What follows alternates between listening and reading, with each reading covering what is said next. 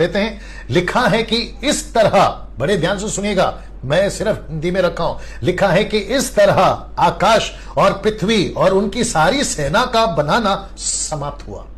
क्योंकि कल एक अध्याय यानी कि चैप्टर 1 हमने समाप्त किया था। जी दोस्तों, अब प्रश्न उठता है कि जब हम इस वचन को पढ़ रहे हैं, बड़े ध्यान से सुनना, बड़ी गजब की चीज बोलने जा रहा हूं। लिखा है कि इस तरह आकाश और पृथ्वी और उनकी सारी सेना का बनाना समाप्त हुआ या समाप्त हो गया। अब मैं चाहता हूं कि ये इतना इंपॉर्टेंट, मैं इसको क्यों इतना इंफेसाइज या उसको इतना खींचतान क्यों कर रहा हूं, क्योंकि आपके जहन में, आपके दिमाग में अभी सुनते वक्त, आप जब पढ़ते हैं तब, जब आप दूसरों को तक पहुंचाएंगे, उनको भी मैं कहना चाहता हूं कि इसको पढ़ते वक्त में ये किसकी तरफ से है, आप कैसे पढ़ते हो, ये लाइन किसकी तरफ से मैं वापस कह देता हूं। लिखा है इस तरह आकाश और पृथ्वी और उनकी सारी सेना का बनाना समाप्त हो गया। ये कौन बोल रहा है? जी, ये इंपॉर्टेंट है।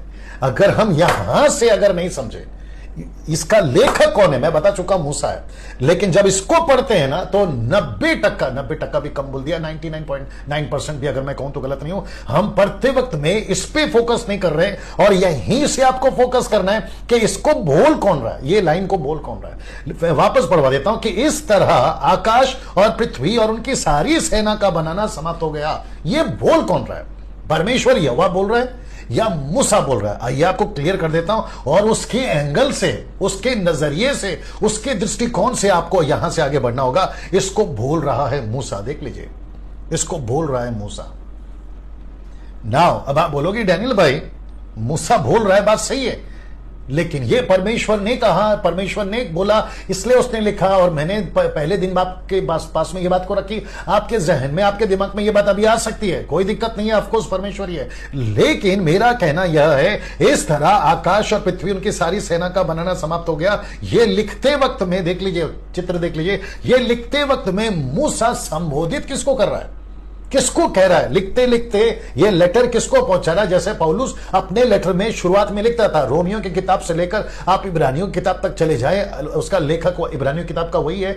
क्या कहते हैं ना कि हालांकि कोई मानने को तैयार नहीं है क्योंकि उसने अपना इंट्रोडक्शन नहीं दिया, लेकिन उसकी लिखाई से पता चलता है कि पौलुस है। वो अपने हर लेटर के पहले यही लिखता था, मैं पौलुस, परमेश्वर का दास, चुना हुआ मसीह का सेवक, दुख उठाने के लिए तुमको नमस्कार, तुमको सलाम। फिर एंड करते वक्त में प्रिस्किल्ला को मेरा नमस्कार, फीबे को मेरा नमस्कार, तिमोथी को मेरा नमस्कार। ऐसे लिखते वक्त में वो जो लाइन होती थी ना, वो पौलुस की होती थी। ऑफ कोर्स परमेश्वर की पवित्र आत्मा की अगुवाई से बोलते थे या लिखते थे। वैसे ही मूसा ने इस बात को इजरायलियों को संबोधित कर